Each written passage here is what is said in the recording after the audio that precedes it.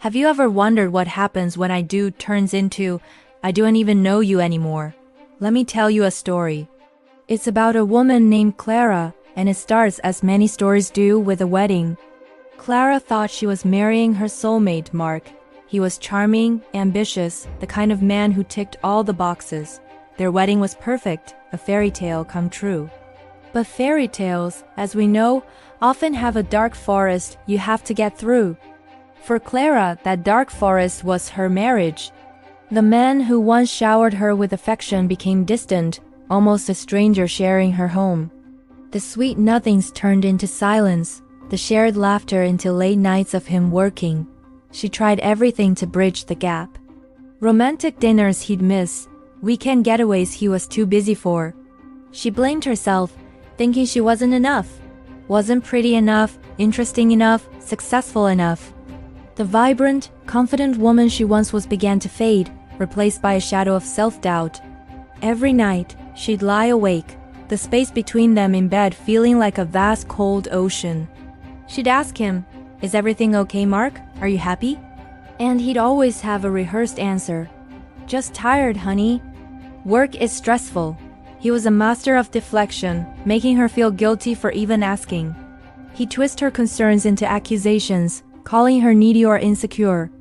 It was a slow, painful process of emotional erosion, and Clara felt like she was drowning.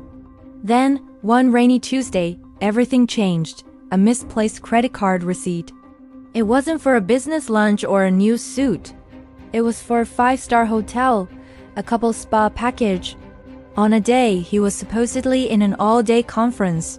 Her heart hammered against her ribs. It was just a piece of paper, but it was the first crack in the dam of lies he had so carefully constructed. She didn't confront him, not yet. Instead, a cold, sharp clarity cut through the fog of her sadness. That night, she didn't ask if he was okay. She watched him. She saw the subtle flick of his eyes to his phone, the quick, secretive smile he tried to hide. It was like watching a movie where you finally understand the plot twist. The villain was right in front of you the whole time. The next day, she started digging. It wasn't hard. His digital life was a roadmap of his betrayal. Emails, secret social media profiles, a whole other life lived in the shadows. And that's when she discovered her. A younger, bubbly woman named Sophie. Their online conversations were a sickening reenactment of her own courtship with Mark.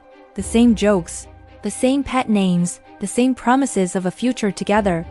He was telling Sophie that he was trapped in a loveless marriage with a difficult wife, just waiting for the right time to leave.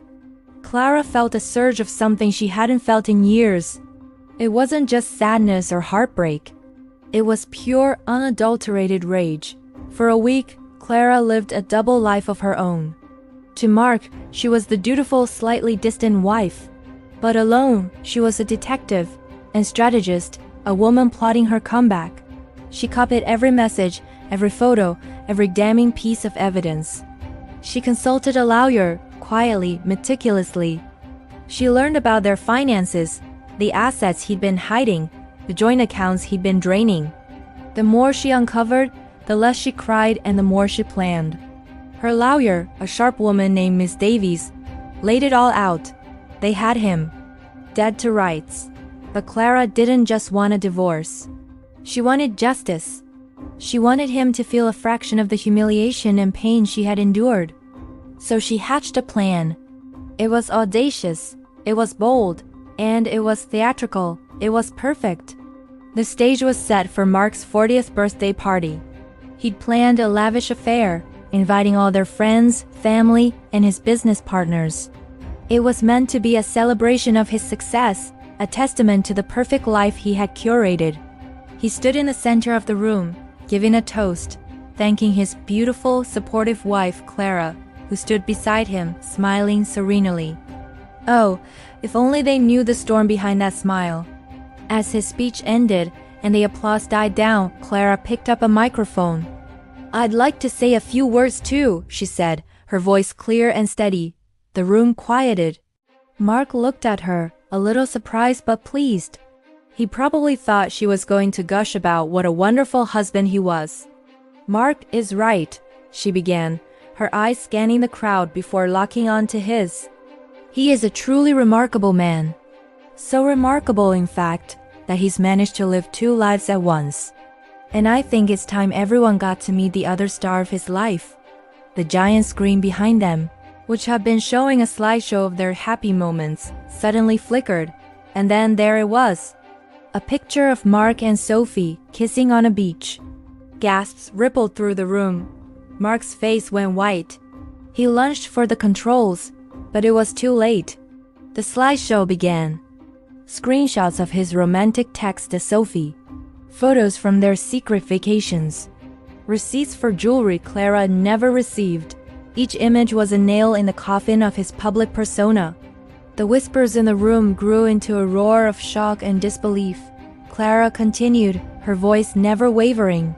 For his birthday, I wanted to give Mark something he truly deserves, the truth. And to Sophie, she said, as a picture of the young woman appeared on screen.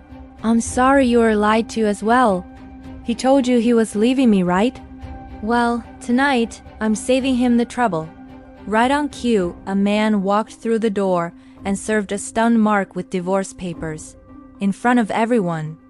The aftermath was exactly what she had orchestrated. His business partners looked at him with disgust. His friends and family were horrified. The party emptied out in minutes, leaving Mark alone in the wreckage of his own making. He lost his reputation, a significant portion of his wealth in the divorce, and the respect of everyone he knew. As for Clara, she walked out of that party and never looked back. The world felt brighter, the air cleaner.